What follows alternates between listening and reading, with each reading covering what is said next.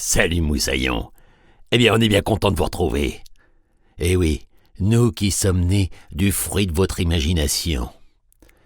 Alors, pour vous laisser un petit souvenir, on vous a concocté ce petit film. Imaginez que nous sommes sur une mer lointaine, perdus dans le fin fond de l'océan, et que soudain, les vagues se font de plus en plus grosses, énormes.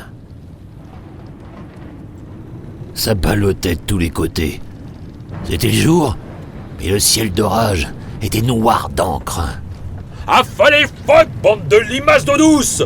Mais qu'est-ce qui m'a fichu d'empoter pareil? Mais remuez-vous, nom de là! Oui, capitaine! Oui, capitaine! Oui, capitaine!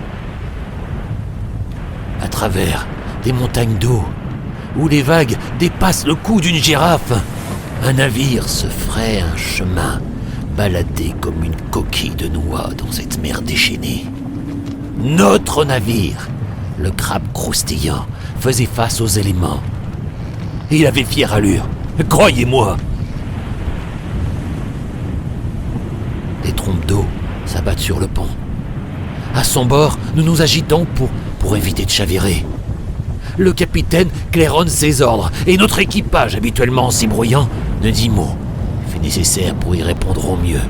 Et ainsi, sortir notre esquive de la tourmente. Nous nous acharnons tous pour sauver notre vie et ne pas rejoindre les poissons dans les grands fonds.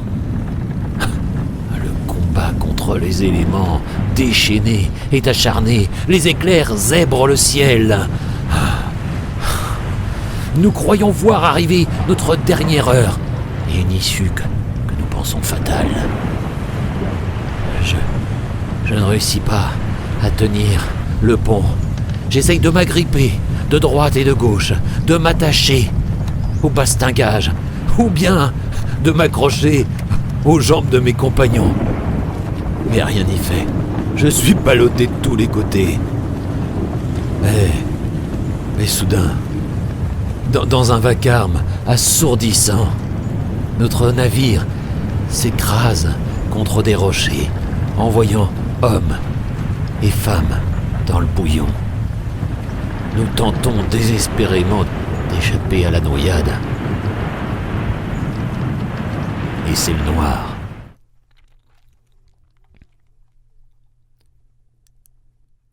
Le soleil brille déjà haut dans le ciel lorsque j'ouvre les yeux.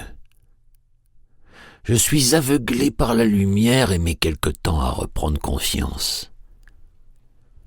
Je sens le sable sous moi, la chaleur du soleil qui réchauffe mon corps endolori. Je suis le plus jeune membre d'équipage, Petit Louis. Je suis plein de vigueur et le muscle le plus développé chez moi à cette époque, c'est ma langue. Elle s'agite continuellement, une vraie pipelette, dit-on. Oh, c'est sûr que je ne l'ai pas dans ma poche. Je pose 3 questions à la minute, un vrai record de course, et ce, même en dormant. Je suis assez petit, avec une bouille toute ronde, et un sourire où quelques dents manquent. Je n'ai pas trop changé, n'est-ce pas? Mais là, à cet instant, je suis inquiet. Je me dresse sur mes jambes en un bond et me mets à crier. Oh, hé, oh, hé, les compagnons, où êtes-vous? Où êtes-vous? Tom! Sarah! Tom! Sarah! Capitaine! Inquiet, je cours en tous sens, à la recherche de mes compagnons. Oh là, mais qu'est-ce qui crie comme ça?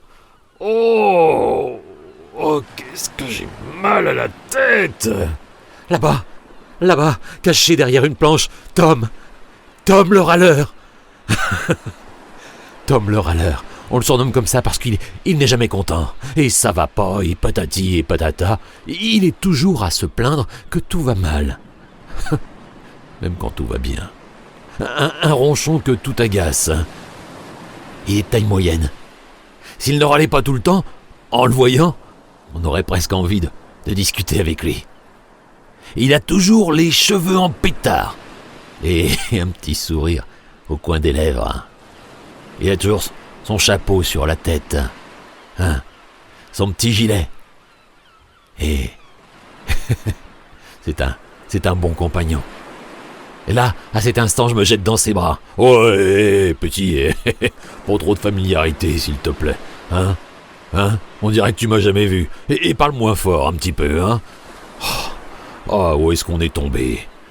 Incroyable. Qu'est-ce qu'on fiche ici? Oh là là là là là là là là là. Un petit, est-ce que tu pourrais me répondre un petit peu? » Puis, une petite voix se fait entendre derrière nous. Je me demande bien où nous pouvons être, dit Sarah qui se rapproche de nous en observant autour d'elle. Qu'est-ce que je suis content de la voir. Je me jette contre elle. Sarah, c'est un peu comme une seconde maman. Oui, elle a toujours pris soin de moi sur le crabe croustillant. Sarah, la maligne, qui a plus d'un tour dans son sac. Elle a toujours une idée derrière la tête. Et croyez-moi, quand vous êtes la seule femme d'un équipage, il vaut mieux pousser des coudes pour se faire sa place.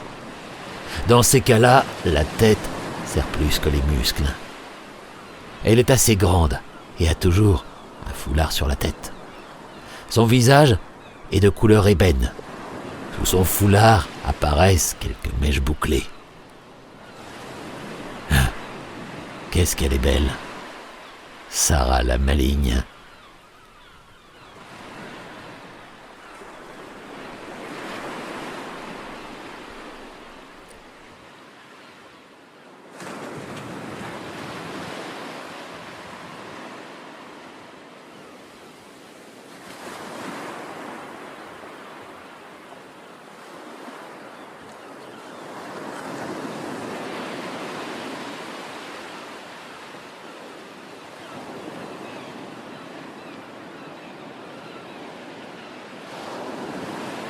Nous sommes sur une île.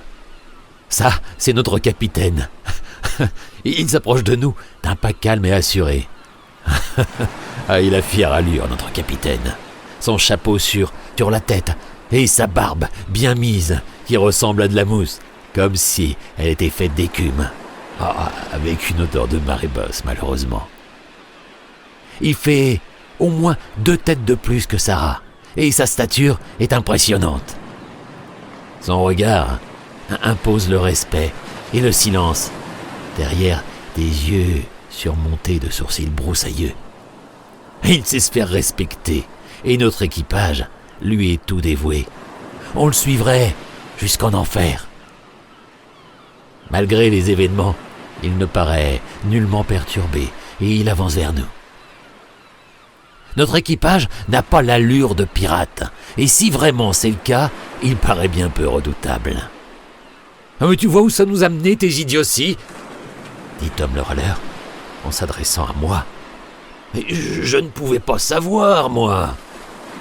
Maintenant, nous sommes perdus au milieu de nulle part, et tout ça par ta faute. » Tom faisait allusion à une carte, retrouvée dans une boîte de sardines. Oui, c'est bizarre, mais c'est comme ça. C'est en volant un misérable navire auquel on avait subtilisé un maigre butin, fait de quelques boîtes de conserve et babioles, que nous en étions arrivés là. La faim au ventre, on avait décidé de faire une orgie de sardines à l'huile et d'ouvrir toutes les boîtes que nous avions volées. Et pourtant, le poisson, on y est habitué. On ne mangeait que ça sur notre navire. Mais bon, là, des sardines à l'huile, pourquoi pas? Mais l'une d'elles renfermait une bien étrange surprise. Et c'est moi qui mis la main dessus. Aussitôt, j'appelai mes camarades qui se massèrent autour de moi. « Oh, regardez ce que je viens de trouver !» Chacun ouvrit des yeux ronds, comme des billes, en contemplant ce que je tenais dans mes mains. « Oh, ça alors !» Pas mince. Barbe-Mousse, qui regardait l'horizon à l'aide d'une longue vue, fut intrigué par le brouhaha que nous faisions. Il nous écarta et arracha de mes mains une carte. « C'est une carte au trésor, capitaine !» s'écria Sarah la maligne. « Pour sûr qu'il doit y avoir de l'or !» enchérit Tom le râleur. « Mais ça me paraît trop beau pour être vrai. »« Il faut aller voir !» dis-je tout excité. « Dites oui, capitaine, dites oui, s'il vous plaît !» « C'est loin !» Le capitaine se gratta la barbe d'un air soucieux.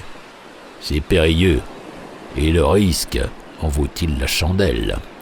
Ces mers sont dangereuses et de nombreuses légendes courent à leur sujet. Mais devant le regard implorant de l'équipage, Barbe-Mousse céda. À l'aide d'un sextant et d'une carte, nous tracions la route qui, nous en étions sûrs, nous enrichirait. Tous, en cet instant, nous regrettions d'avoir suivi cette route maritime qui nous avait fait croiser celle de ce cauchemar bouillonnant. Et voilà la raison qui nous avait amenés ici, l'appât du gain, dans un lieu totalement inconnu.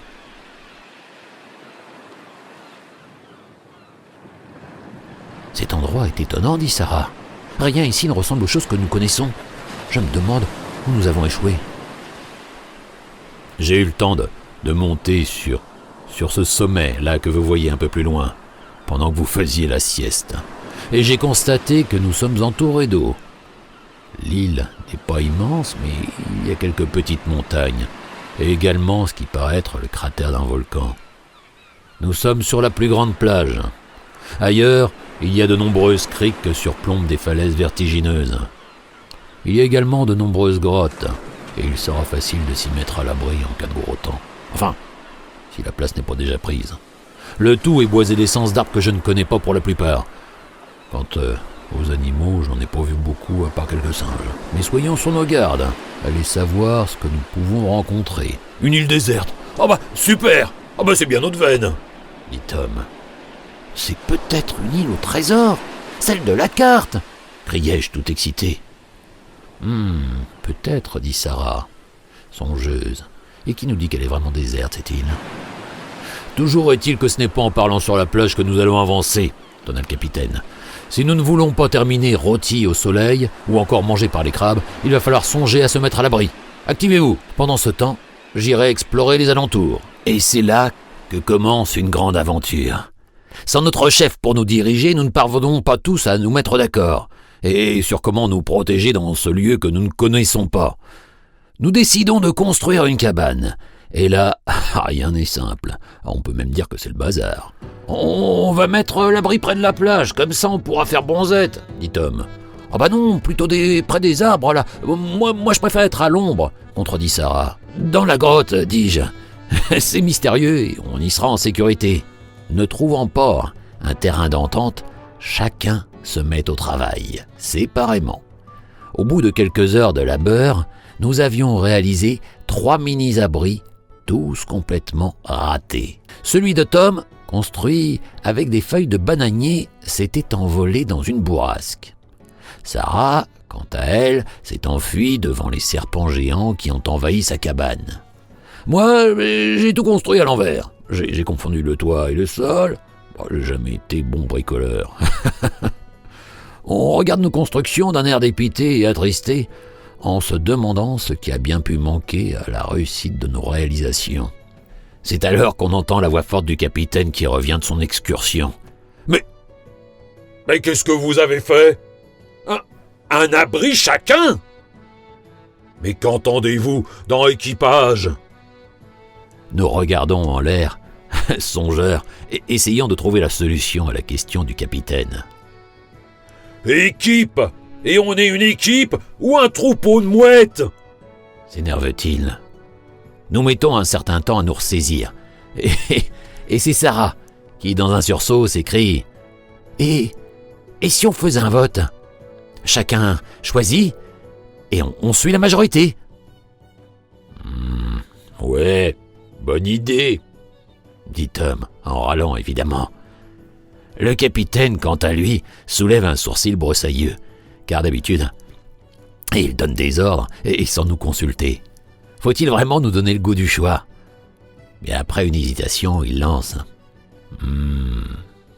Ouais, pourquoi pas? Et c'est ainsi que chacun expose ses envies, ses choix, pour construire un abri. Comme c'est la première fois, ça n'est pas simple. Il faut faire des concessions pour chaque petite chose. Déco, nombre de fenêtres, rideaux. Et après avoir procédé à un certain nombre de votes à main levée, nous construisons un abri commun. Un camp confortable, où nous pouvons nous sentir en sécurité et bien. Comme quoi, dit Sarah, écouter les autres et décider ensemble, ça marche mieux que crier tout seul dans son coin. Barbe-Mousse ajoute « Ouais, la citoyenneté, vivre sans chef, ensemble, et sans se taper dessus à coups de planche. À voir si ça a de l'avenir. Tous au lit maintenant que nous sommes au sec, et plus vite que ça !» Notre camp est confortable. Nous l'avons entouré d'une grande palissade. Nous avons fait une cabane où nous avons mis notre dortoir. Nous dormons tous dans une seule pièce. Puis, nous avons construit une petite chambre pour le capitaine. Ah bah, égard dû à son rang. Un peu plus loin, nous avons construit une petite cabane où nous mettons nos vivres pour les mettre à l'abri du soleil et d'éventuels animaux. Puis, au centre du camp, il y a de quoi suspendre une marmite que nous avons été récupérer dans le crabe croustillant qui est échoué un peu plus loin. Et c'est donc dans ce camp que commence notre vie qui est bien agréable. Et chaque jour, on s'aventure un peu plus loin dans l'île, en s'enfonçant dans une nature parfois surprenante, parfois plaisante, ou hostile. Nous trouvons de quoi nous approvisionner en eau potable et en nourriture. On pêche, chasse, et on ne manque de rien. Je suis très excité par nos découvertes. Je suis sûr qu'un trésor se cache sur l'île. Et je passe mon temps à chercher des indices. Tom dit qu'il a mal aux pieds de trop marcher, que la nourriture n'est pas bonne, qu'il dort mal. Bref, il râle. Sarah observe, tente de trouver des solutions pour nous rendre la vie plus facile. Une fois, elle fend des bambous en deux et crée un circuit d'eau pour que celle-ci arrive à notre camp. Ou encore des bambous verts, des noix de coco-bol. Elle laisse parler son ingéniosité et son imagination. Elle en a dans la caboche. Le capitaine, quant à lui, il est bienveillant avec nous, et sans lui, ce serait sans doute la zizanie. Maintenant que le camp est bien aménagé, nous vivons bien tranquillement. Pourtant, un matin où j'étais de corvée de petit déjeuner, je constate que les provisions ont disparu. « Alerte! Alerte! Alerte! Tout a disparu! On n'a plus rien à manger !» Je réveille tout le monde en fanfare et les invite à constater qu'il ne reste plus rien dans le garde-manger. Les biscuits, les noix de coco et même mes bonbons au hareng ont disparu. Au début, on se soupçonne les uns les autres, s'accusant mutuellement d'être des voleurs. « Tom, tu grossis trop parce que tu manges trop !» dit Sarah. « Oh, même pas vrai, je suis même pas gros. Je t'ai vu te lever cette nuit, toi, hein ?» répond Tom. Le capitaine les sépare et hausse la voix pour se faire entendre. « Ça suffit. Cherchez plutôt des indices qui pourraient nous mettre sur la piste des responsables de cette rapine. » Tête baissée pour certains, ou levée pour d'autres, nous nous mettons à l'ouvrage. Ici, près de la fenêtre, des traces de petits pas, il y en a plein. Et là, des pots de bananes. Et ici, un slip rayé accroché à une branche. Mais c'est le mien. Des singes chippeurs. Ah, j'en étais sûr, dit Sarah. Des singes chippeurs, répétons-nous surpris. Eh oui, j'en ai aperçu lors de nos excursions, mais je ne pensais pas qu'ils oseraient s'aventurer jusqu'ici, et encore moins dans notre camp. Oh, il faut les retrouver et leur faire passer le goût de recommencer, dit le capitaine. Nous partons tous à la queue leu-leu dans la forêt, suivant Sarah qui nous indique le chemin. Les traces qu'ont laissées les singes nous amènent jusqu'à une clairière. Là, une bande de singes est assise tranquillement, en train de pique-niquer avec leurs biscuits. Certains font même un concours de lancer de noix de coco. Tom grommelle et il sort son épée d'un air vengeur. Épée qui est en bois, car il a cassé la vraie en essayant de couper une noix de coco. On les attaque ? Minute, épée de pacotille. On peut peut-être discuter, dit Sarah. Qu'en pensez-vous, capitaine ? Discuter avec des singes ? Dit Tom, pourquoi pas leur écrire un poème aussi ? Mais Sarah a une idée. Tout doucement, elle se rapproche des singes pour ne pas les effrayer. Puis, elle se met à dessiner des symboles dans le sable. des symboles de partage. Un pirate, un singe, une noix de coco, un sourire. Puis, elle leur fait signe de venir voir. Intrigués, les singes s'approchent et observent ce qu'a dessiné Sarah. Ils paraissent se concerter. Ils se grattent la tête. Ils paraissent ne pas être forcément d'accord et ils se chamaillent. « Tiens, on dirait vous quand vous faisiez notre abri, dit le capitaine en souriant. Il est moqueur, le capitaine.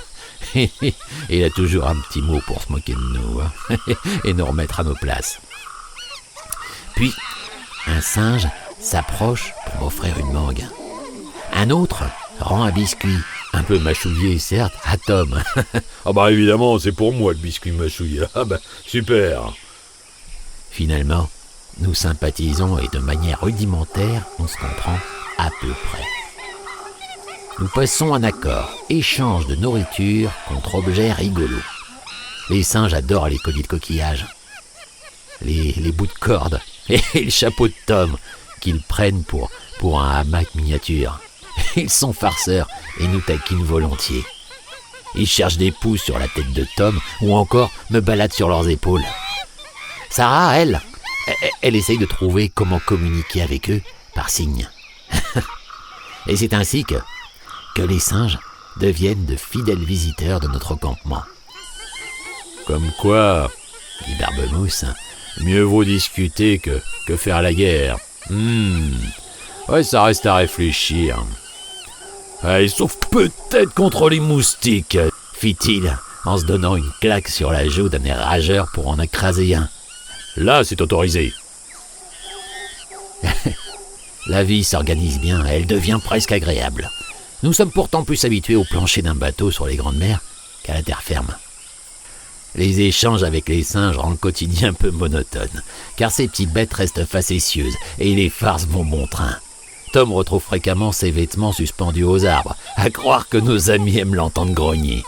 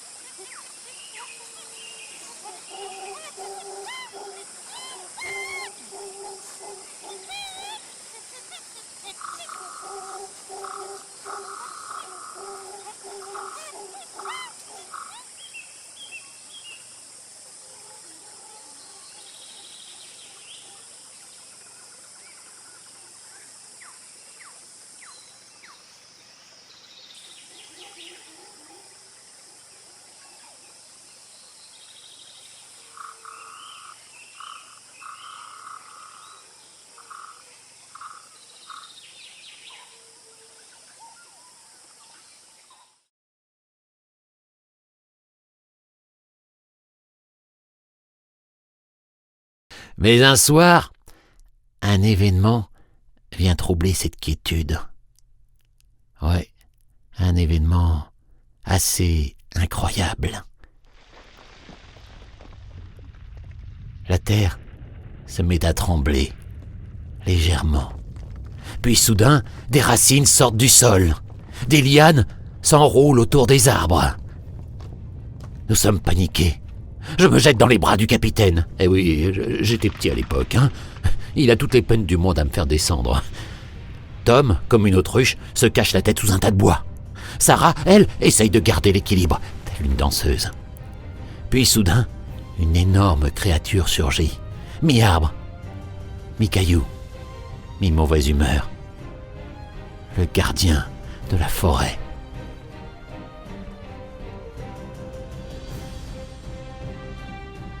Qui ose abîmer ma forêt? Donne-t-il en écrasant un palmier d'un coup de pied.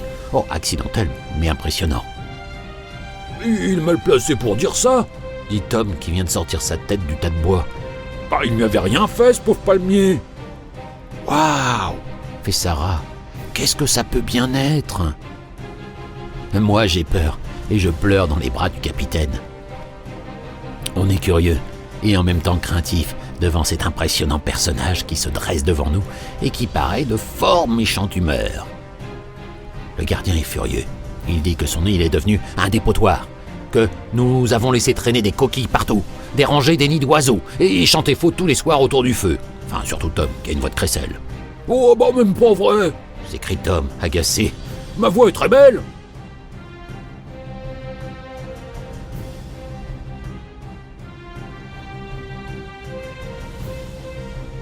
Si vous voulez rester ici, vous devez protéger cette île, pas la transformer en décharge publique et encore moins en décharge musicale.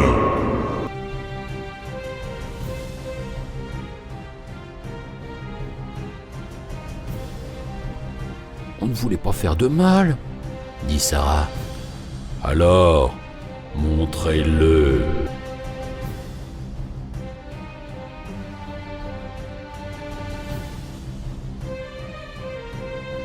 Un peu par crainte, mais aussi parce que nous avons compris ce que nous dit le géant, nous nous mettons à l'ouvrage. Les singes, qui ont pris l'habitude de nous aider en toutes circonstances, viennent à notre secours.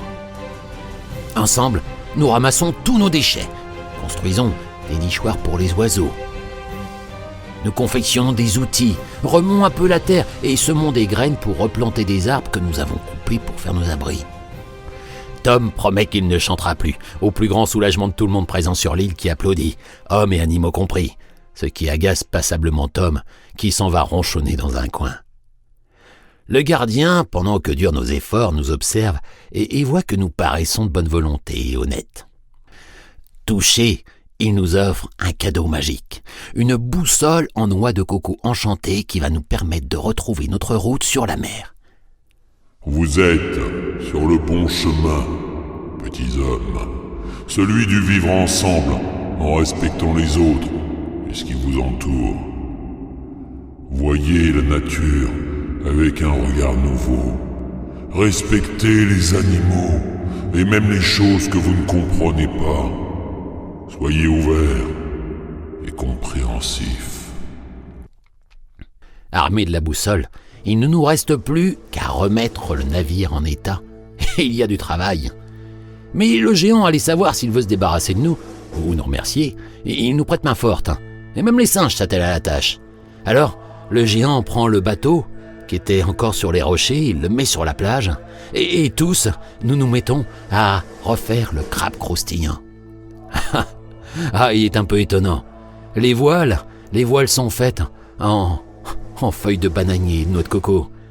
Le mât, c'est un arbre que nous avons arraché avec ses racines et que nous avons planté dans la cale. Et c'est bientôt un bateau flambant neuf qui flotte sur l'eau. Oh certes, il est construit de moyens de réparation étonnants, mais il a fière allure quand même. Notre équipage relève l'ancre et prend le large en saluant les singes, le gardien et même les serpents géants qui sont venus sur la plage. On ne peut pas s'empêcher de retenir une petite larme de couler sur nos joues. Depuis ce jour, notre drapeau a changé. Un cœur, une feuille et une noix de coco souriante. Nous naviguons toujours sur les grandes mers, mais désormais, nous construisons des liens avec les gens que nous rencontrons. Au lieu de nous chamailler, nous écoutons les autres et réfléchissons ensemble. Et nous trions nos coquilles. Et surtout, Tom râle toujours, mais maintenant, il le fait avec respect.